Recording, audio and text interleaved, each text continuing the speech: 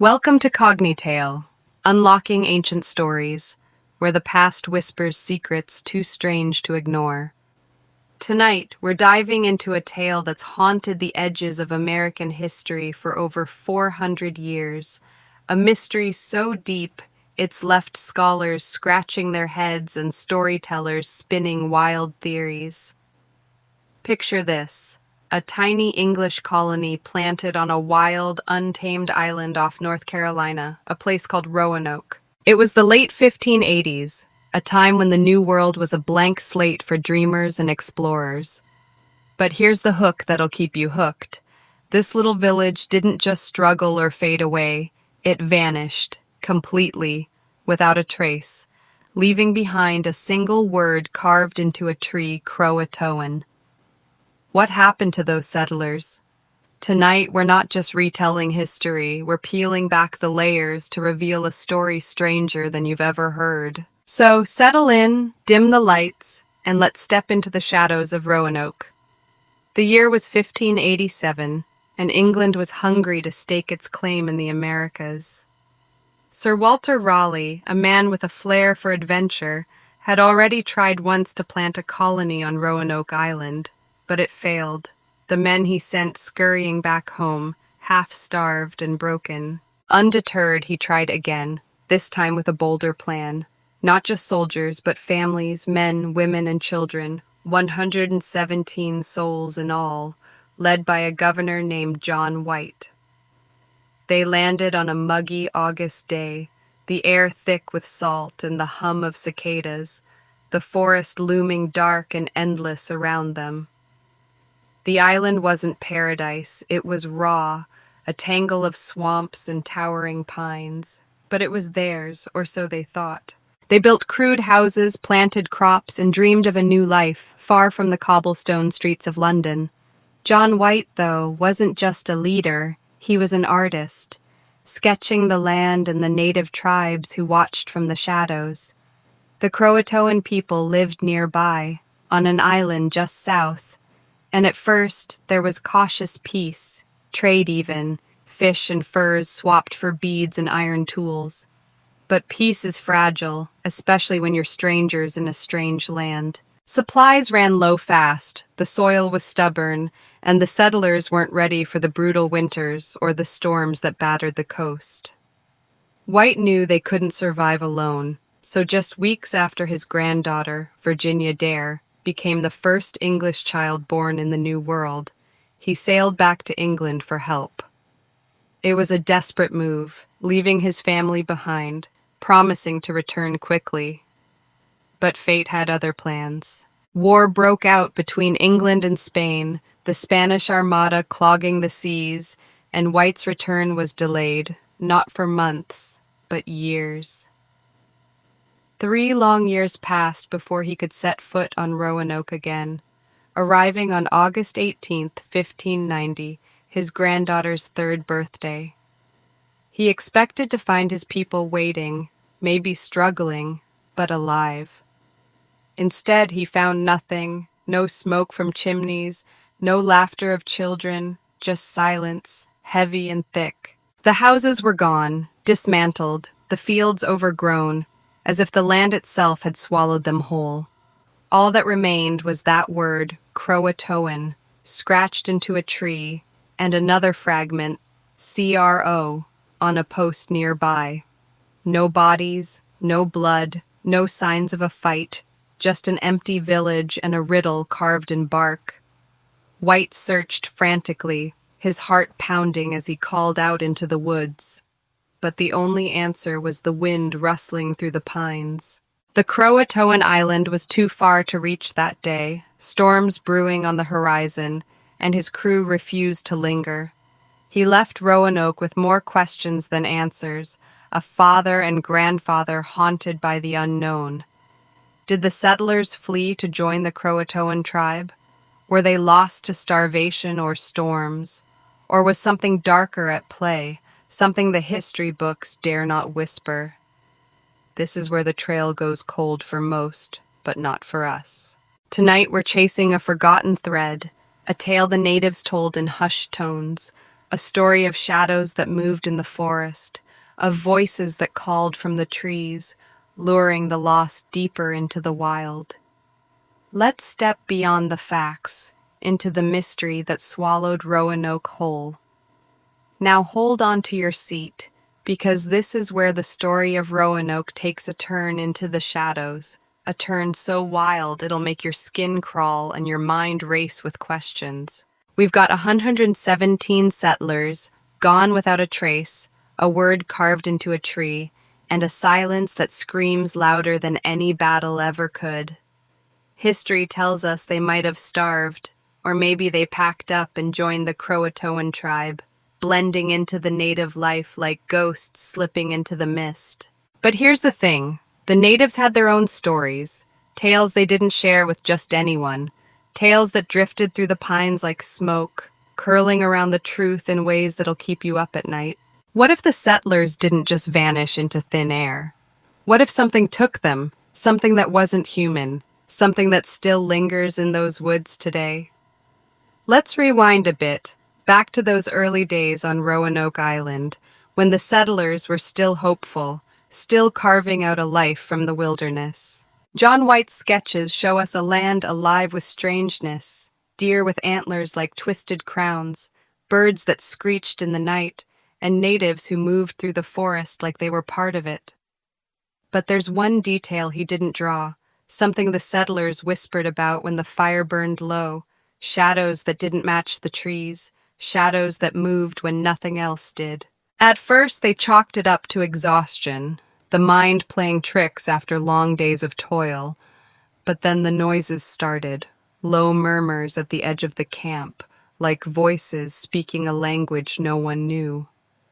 The children heard it clearest, pointing into the dark, saying they saw eyes glowing between the branches, yellow and unblinking, watching them. The adults tried to laugh it off, but fear has a way of sinking in, slow and cold, like water seeping into a cracked boat. Supplies were dwindling, the crops weren't taking, and the natives they'd traded with grew distant, their eyes wary, their visits rare.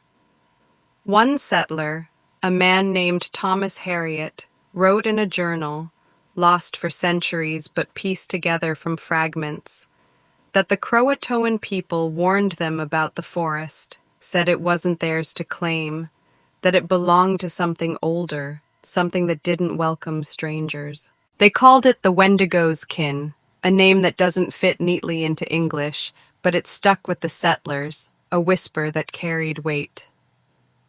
The Croatoan wouldn't say more, just shook their heads and left, their footprints fading into the sand. Weeks turned into months, and the settlers started to fracture, hunger gnawing at their bellies, suspicion gnawing at their minds. Some wanted to pack up and sail south to Croatoan Island. Others swore they'd rather die than abandon their new home, and a few, the quiet ones, kept staring into the woods, like they were waiting for something. Then came the first disappearance, a boy, no more than 10, who'd wandered too far picking berries, his basket found overturned, the fruit scattered like blood drops on the ground. They searched for days, calling his name until their throats were raw. But he was gone, no tracks, no sign, just the wind howling back at them. The next week it was a woman fetching water from the creek, her bucket left floating on the surface, ripples spreading out like a warning. Panic set in, fast and fierce. But what could they do? They were miles from help, trapped between the sea and the trees, and the forest seemed to grow thicker every day, branches curling inward, blotting out the sky. John White wasn't there to lead them. He was still an ocean away, and the man he'd left in charge, a stern preacher named Elias Pratt, turned to prayer, clutching his Bible as if it could shield them. But even he couldn't ignore the signs, the way the livestock started dying, throats torn open by something with claws, not wolves, not bears, something that left no prints. The settlers built a palisade, sharpened stakes driven into the earth, a flimsy wall against the unknown, but it didn't stop the voices, now louder, calling names in the night, names of the living, names of the lost. By the time winter rolled in, they were half mad, huddling in their cabins, the firelight flickering weak against the dark. The preacher claimed it was the devil testing their faith, but others weren't so sure, whispering about the Wendigo's kin, about how the natives said it wasn't one creature, but many, a hunger that wore the forest like a skin. Then came the night that broke them, a storm tearing through the island, rain pounding the roofs, wind screaming like a living thing. In the chaos, half the colony vanished, 30 souls, men, women, even the preacher, gone by morning, their beds empty, the palisade untouched. No sign of struggle, just that word, Croatoan, scratched fresh into a post, deeper this time, like it was a message meant to stay. The survivors didn't wait for answers. They grabbed what they could and fled south, toward Croatoan Island, praying the natives would take them in, praying the sea would hide them from whatever stalked the trees. But the forest wasn't done with them. It followed, a shadow stretching over the waves, a cold that seeped into their bones. They reached the shore, banging on the doors of the Croatoan village, begging for sanctuary, and the natives let them in, but their eyes were hard, their voices low, muttering about a debt unpaid, a curse they'd brought with them. The settlers thought they'd escaped, thought they'd found safety, but they didn't know the half of it, didn't know what they'd woken in those woods, didn't know it was only the beginning. This isn't the Roanoke you read about in textbooks. This is the Roanoke the natives remembered, the one they wouldn't speak of unless the fire was high and the night was still. The settlers weren't just lost to history, they were claimed, pulled into a mystery that's too big, too strange, to fit into neat little boxes.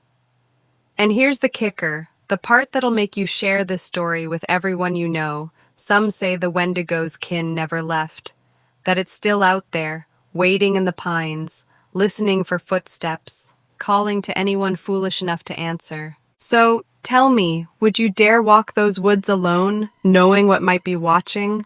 Stick around, because this tale's about to get darker, wilder, and a whole lot more twisted. The settlers thought they'd found refuge, thought the Croatoan village would shield them from whatever hunted them in the Roanoke woods. But they were wrong, dead wrong, and the night was about to prove it. They stumbled into the native settlement under a moonless sky, their clothes torn, their faces gaunt, pleading for mercy in a language the Croatoan barely understood. The natives took them in, reluctant, their fires casting long shadows that danced like specters on the sand. But there was no warmth in their welcome, only a grim silence that said more than words ever could. The settlers huddled together, clutching their children, whispering prayers, hoping the sea behind them would drown out the echoes of the forest. But the forest wasn't finished. It was watching, waiting, its hunger growing sharper with every heartbeat. The first sign came at midnight, a sound that split the stillness, a low wail rising from the trees across the water, not human, not animal, something caught between. The Croatoan elders froze, their hands tightening around spears, their eyes darting to the horizon where Roanoke Island loomed like a dark stain against the night. The settlers didn't understand, not yet. They thought it was the wind, a trick of the storm still lingering in the air. But the children knew better, shrinking closer to their mothers, whimpering about the eyes they'd seen before, yellow and endless, now glowing faint across the waves. Then the ground trembled, a pulse deep beneath the earth, and the fires flickered, dimming as if something sucked the life from the flames, leaving the village in a cold, suffocating dark. The Croatoan leader, a man with scars crisscrossing his chest, barked orders in a tongue the settlers couldn't grasp, his warriors fanning out, torches raised high, but the light barely cut through the blackness, swallowed by a mist that rolled in from the sea. The settlers clung to each other, their breaths shallow, their minds racing, wondering if they'd traded one nightmare for another. Then they saw it, shapes moving in the fog, tall and thin, too tall, their limbs bending wrong, like trees twisted by a cruel wind, and the voices came again, louder now, calling names, their names, in a chorus that clawed at their sanity.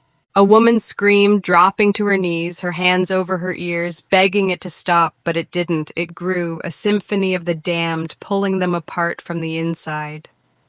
The Croatoan warriors struck first, hurling spears into the mist, their shouts fierce, but the weapons vanished, swallowed whole, and the shapes kept coming, closer, their eyes cutting through the haze like lanterns in a storm. One settler, a blacksmith named Henry, grabbed an axe, swinging wild at the nearest figure, but the blade passed through, meeting nothing but air, and he fell, his chest heaving, his eyes wide with terror as the thing loomed over him, its face a void, a hunger-given form. The others watched, frozen, as Henry's scream cut off, sharp and sudden, his body slumping to the ground, alive but empty, his gaze blank, like his soul had been torn out and devoured right there in the sand. Panic erupted, settlers running blind, tripping over roots, crashing into each other, the Croatoan shouting warnings they couldn't heed. But there was nowhere to go, the mist closing in, the sea at their backs, the shapes circling tighter. The children were next, snatched from their parents' arms, vanishing into the fog with cries that echoed long after they were gone, and the adults fought, clawing at the air, at each other, anything to hold on. The Croatoan leader grabbed a settler woman, Virginia's mother, shaking her, yelling about a curse they'd brought, a debt they'd owed since they set foot on Roanoke. But she didn't understand, sobbing, clutching the air where her daughter had been. The mist thickened, heavy with the stench of rot, and the voices turned to laughter, sharp and jagged, slicing through the night. Then came the breaking point, a roar from the forest, louder than thunder, shaking the earth, splitting the mist apart. And there it was, not one creature, but dozens, hundreds maybe, a swarm of shadows spilling from the trees across the water, rushing over the waves like they owned them. The Croatoan dropped their weapons, falling to their knees, chanting low, a prayer or a plea, while the settlers stood dumbstruck, watching the tide of darkness sweep closer, unstoppable, inevitable. It hit the village like a wave, tearing through huts, scattering fires, and the screams rose, a chorus of terror that drowned out the sea, the wind, everything, until there was nothing left but silence, a silence so deep it swallowed the world. When the mist cleared, the village was a graveyard, bodies strewn across the sand, some dead, some alive but broken, staring into nothing, their minds gone, their souls lost. The Croatoan leader lay among them, his chest still, his spear snapped in two, and the settlers who'd survived the night were few, scattered, trembling, their eyes hollow, their voices mute. Across the water, Roanoke Island stood quiet, too quiet, the trees still, the air heavy, as if the forest had fed and was satisfied, for now. The word Croatoan lingered in their minds, not a clue, not a hope, but a mark, a brand, a warning that whatever they'd faced wasn't done, wasn't gone. It was waiting, patient, eternal, in the shadows of the new world. The dawn broke over Croatoan Island, weak and gray, the light barely touching the wreckage of what had been a village just hours before. The survivors, a ragged handful, stood trembling on the shore, their eyes fixed on Roanoke across the water, where the forest stared back, silent, smug, like it knew it had won. They'd lost everything, their families, their hope, their sanity, torn apart by a force they couldn't name, a force that left them alive just to carry its story.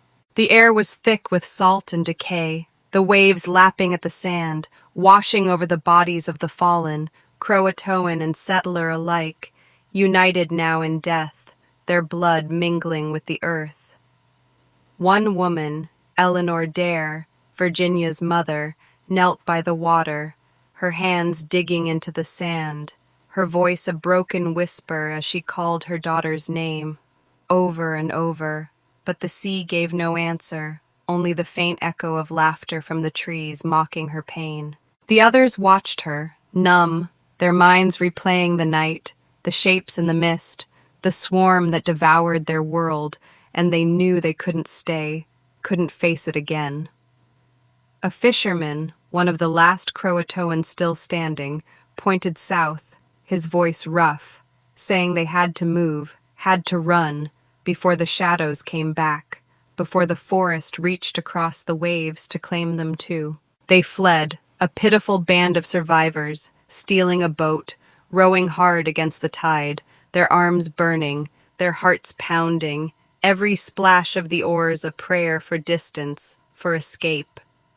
Roanoke faded behind them, swallowed by the horizon, but the weight of it stayed, heavy on their shoulders, a curse they couldn't shake. They landed days later, far down the coast, staggering onto a beach they didn't know, their bodies weak, their spirits shattered, and they scattered, vanishing into the wild, into history, into silence, leaving behind a tale too dark to tell, too strange to believe. But the forest didn't forget. It never forgets.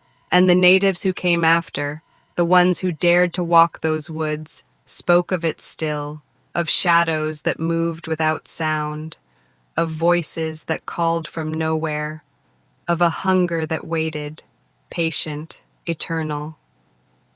They said the settlers didn't just disappear, they were taken, consumed, their souls bound to the trees, their screams woven into the wind, a warning to anyone who'd listen. And here's the twist that'll chill you to the bone, modern hikers, centuries later, swear they've heard it too. Whispers in the pines, names they don't know, eyes watching from the dark, yellow and unblinking, just like the children saw all those years ago. So what happened to Roanoke? Was it starvation, a storm, a merger with the natives, or something older, something that wears the forest like a mask, something we'll never fully understand?